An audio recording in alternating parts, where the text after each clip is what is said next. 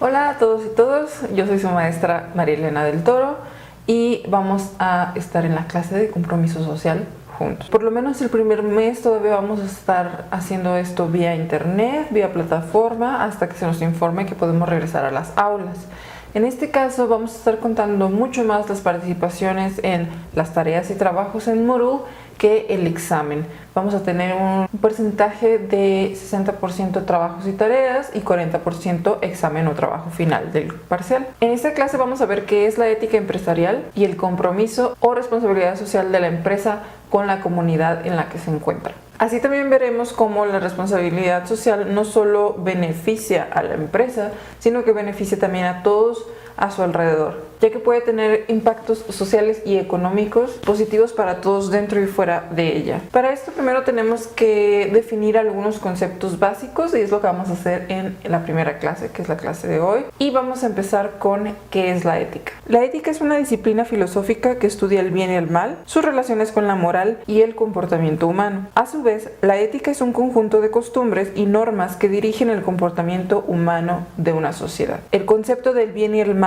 es relativo a la época en la que nos encontramos, así como a la sociedad misma. Tomemos, por ejemplo, un ejemplo muy drástico, ¿no? El nazismo en la Alemania de Hitler. En el Holocausto, Hitler creía que los judíos eran uno de los problemas principales de la sociedad alemana y decidió deportarlos, encerrarlos y finalmente meterlos a campos de concentración. Para él y el ejército nazi, eso era lo correcto, no lo miraba mal. Para el resto del mundo, obviamente, ha sido uno de los actos de violencia y discriminación más grandes que han existido. Entonces tenemos que ver que la ética tiene que ver con lo que la sociedad en la que nos encontramos piensa que es bueno y lo que piensa que es malo, y cómo el ser humano tiene que actuar con base en esa ética. Ahora que ya hemos definido qué es la ética, veamos qué es la ética empresarial. La ética de la empresa trata de aplicar principios éticos en la toma de decisiones y acciones concretas y aporta herramientas que eleven el nivel ético de las empresas.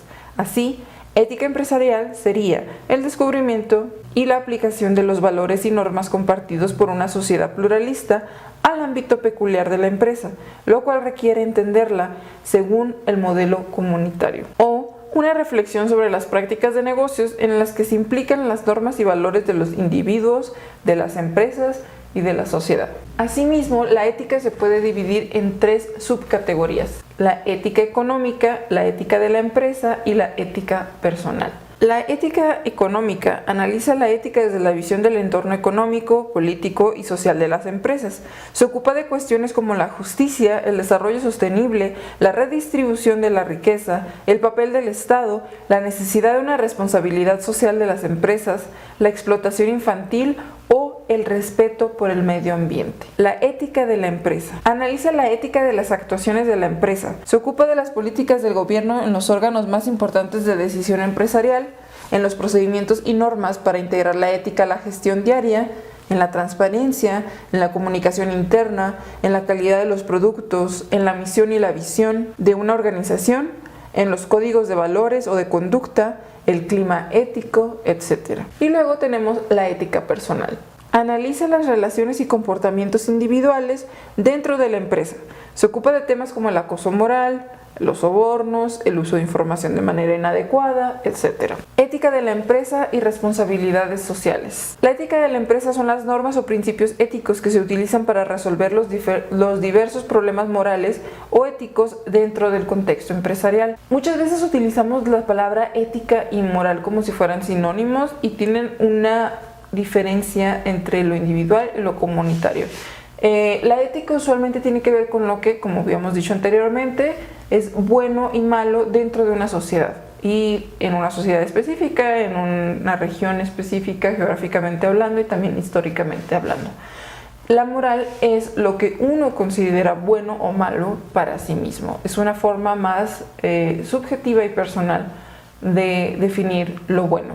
Y la responsabilidad social corporativa, que usualmente es abreviado como RSC, son las actuaciones voluntarias emprendidas por una empresa para abordar la responsabilidad de los impactos económicos, sociales y ambientales de sus operaciones comerciales y las preocupaciones de sus agentes principales. La responsabilidad social corporativa se refiere a las relaciones con grupos de interés que interactúan con la empresa, y los grupos de interés no solo son los proveedores o los clientes o los accionistas, sino todo aquel que entra en contacto con esta corporación o con esta empresa o que se ve afectado por ella, llámense clientes, proveedores o sociedad en general. Ahora vamos a ver un poco acerca de los orígenes de la ética de la empresa, porque aunque ahora se considera algo muy común, hubo épocas en las que no era tan común que se abordaran estos temas dentro de las empresas. En la década de 1970 surgió con fuerza en Estados Unidos la ética de negocios. Uno de los parteaguas de este movimiento fue el escándalo de Watergate, que provocó que la sociedad civil perdiera la confianza en las empresas y en el gobierno estadounidense. A partir de 1980, la preocupación por la ética en el mundo de los negocios era prácticamente inexistente, pero uno de los principales precursores de la ética empresarial fue Milton Friedman, que fue un economista, intelectual y ganador del Premio Nobel. En 1987 se creó en Europa el European Business Ethics Network, o Red Europea de Ética de la Empresa, y desde entonces se han ido creando centros y cátedras específicas relativas a la ética empresarial y a la responsabilidad social de las empresas. En la década de 1990, debido a escándalos empresariales, se intentó reforzar el uso de la ética empresarial. En la primera década del siglo XXI es cuando la ética comienza a cobrar una gran importancia y pasa a convertirse en un tema que moviliza la opinión pública y que exige ser informada. La cercanía entre la empresa y los clientes o prospectos a clientes es más grande que nunca gracias a las redes sociales y la internet. Ahora es más fácil enterarnos de los fraudes, sobornos, corrupción, privilegios, competencias desleales, productos en mal estado, empresas que están arruinando el medio ambiente, etcétera, etcétera. Y actuar contra esto, afectando, castigando o boicoteando a las empresas que no cumplen con la ética empresarial, y debido a la cercanía que tenemos ahora los clientes o los prospectos a clientes o la sociedad en general con las empresas, y que podemos darnos cuenta de cómo manejan las situaciones dentro de ellas y cómo manejan la ética empresarial, muchas veces se utiliza esta información para boicotear o para castigar o para afectar a las empresas cuando no cumplen con la ética empresarial o la responsabilidad social adecuada. Razones para la ética empresarial. Son varias las razones que están en el origen de la ética de la empresa. Aquí vamos a mencionar 3. Las actuaciones faltas de ética de las empresas que están detrás de los numerosos casos de corrupción, abuso de poder, estafas del sector bancario, falta de responsabilidad empresarial, han desencadenado una pérdida de confianza con 2 consecuencias importantes. La pérdida de confianza puede estar de manera interna, con una deslealtad de los trabajadores, y de manera externa, con una disminución de ventas y deslealtad de los consumidores. Número 2. El fenómeno de la globalización, que ha puesto por una parte el crecimiento del poder de las empresas y por otra la deslocalización de las mismas, ha hecho que las leyes existentes sean insuficientes y el poder de los gobiernos sobre estas sea menor. Así, las decisiones de las empresas afectan a un mayor número de personas, pero no se les exige la responsabilidad adecuada. Un ejemplo muy actual, no sé si se han enterado, pero Netflix va a subir sus precios en México debido a que nos va a cobrar el IVA, el 16% de IVA. Y los clientes obviamente preguntaron si entonces se podría facturar el uso de Netflix. Netflix ha dado respuestas inconclusas o negativas ante estas preguntas y no ha contestado claramente. Sin embargo, con conformidad con lo señalado en la RMF del 2020, las plataformas digitales residentes en el extranjero sin domicilio fiscal en el territorio nacional que proporcionen servicios digitales en México deberían de emitir y enviar de forma electrónica comprobantes. Ya veremos qué es lo que sucede con esta situación. Y número 3, la imagen y la reputación corporativa se ha convertido en los últimos años en una ventaja competitiva de las empresas. Las empresas se esfuerzan por vincularse con valores éticos y ganarse la confianza de los consumidores. Hay muchos casos que podemos poner de ejemplo de empresas que nos dicen por medio de la mercadotecnia y la publicidad que cuando nosotros compramos uno de sus objetos o una de sus mercancías, ellos van a donar una parte o un objeto similar a una persona o a una asociación que lo requiera. hay muchos casos que se podrían tomar de ejemplo. Y esto obviamente ayuda a la imagen de responsabilidad social de la empresa. Ventajas de la ética de la empresa. Número 1. Incrementa la motivación para el trabajo y, por lo tanto, la satisfacción del trabajador. Cuando se trabaja en un ambiente que te respeta como trabajador y respeta los valores éticos que motivan a las personas y afectan su rendimiento y actitud, eso trae a mejores trabajadores con mayor cualificación, o motiva a los que ya están dentro a seguir creciendo y mejorando en su labor.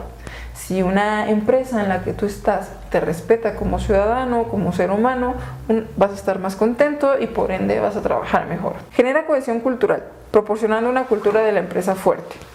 Una cultura empresarial fuerte es signo distintivo frente a la competencia. Esta se construye a partir de las actuaciones y actitudes de las personas que forman la organización, sustentada en sus valores y criterios compartidos. Número 3. Mejora la imagen de la empresa. Una buena reputación en los negocios es uno de los principales activos empresariales. Cuando una empresa actúa mal, ya sea incumpliendo sus promesas, no dando la calidad ofrecida por un producto o simplemente dando un mal servicio, se producen quejas, se crea mala reputación y las ventas caen. Y al revés, una buena reputación actúa generando confianza entre los diferentes grupos que interactúan con la empresa: empleados, clientes, proveedores, accionistas, sociedad en general. Un caso muy simple que podemos poner aquí de ejemplo es, la tiendita de la esquina. Y la tiendita de la esquina dice que abre de 10 a 8 de la noche. ¿Y qué pasa? Que cuando vas a la tienda y son las 7 de la tarde, ya está cerrada. Si esto pasa una vez, probablemente piensas que fue un accidente, tuvo algo que hacer, tuvo que cerrar, no pasa nada. Pero si constantemente estás viendo que no cumplen con su horario de trabajo y no puedes obtener los servicios de esa tienda a la hora que se supone que está abierta, vas a terminar decepcionándote de la empresa, de la tiendita, de lo que sea, y ya no vas a querer ir y ya no lo vas a buscar y ni siquiera te va a preocupar que esté ahí porque sabes que no cumplen con su horario de trabajo. Y número 4, una ventaja de la ética de la empresa es que evita casos de corrupción gracias a una política clara que presta atención a los posibles conflictos de intereses. Eso tiene que ver mucho con recursos humanos y cómo ellos también se manejan de manera ética. Y ahora vamos a ver la última parte de esta clase, que va a ser las dimensiones éticas de la empresa. La ética de la empresa se basa en la dirección y gestión a partir de los valores de su actividad. Dicha actividad afecta a muchos grupos de interés llamados stakeholders. Una empresa no solo contrae responsabilidades con sus accionistas, sino también con todos aquellos grupos o individuos que puedan ser afectados por la misma.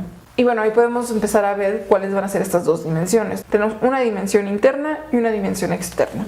Las relaciones internas se dan entre trabajadores y directivos. Así, se debe de poner especial atención a la demanda de ética por parte de los empleados, que exigen la aplicación de valores que eviten malas prácticas en la gestión de recursos humanos. Se exige actuar justamente tanto en el otorgamiento de oportunidades como para evitar favoritismos basados en intereses personales, y la gestión de recursos humanos, que debe de realizarse en un ámbito de ética empresarial. En relaciones externas, la empresa se enfrenta continuamente a conflictos de interés que tienen que ver con la calidad de sus productos, con la relación que tienen con las diferentes administraciones, con sus proveedores, con sus accionistas, con la opinión pública, etc. Se exige de ella una actitud responsable para con dicha comunidad, ya que un comportamiento ético o poco ético repercute directa o indirectamente. Como decíamos anteriormente, los consumidores pueden penalizar a las empresas que no llevan a cabo un comportamiento responsable, no consumiendo sus productos. A su vez, los clientes pueden tener un comportamiento positivo hacia aquellas empresas que son responsables desde los estándares éticos. Además, los inversores se interesan cada vez más por los fondos de inversión socialmente responsables. Esta es una pequeña introducción a los conceptos básicos que vamos a estar utilizando en la clase de compromiso social. Y les voy a dejar un cuestionario aquí abajo en el que tienen que contestar las preguntas con base en lo que acaban de escuchar en el video, y también un pequeño research que tienen que hacer en internet con el que también van a llenar algunas de las preguntas del cuestionario. Eso es todo por ahora. Nosotros vamos a vernos el próximo sábado.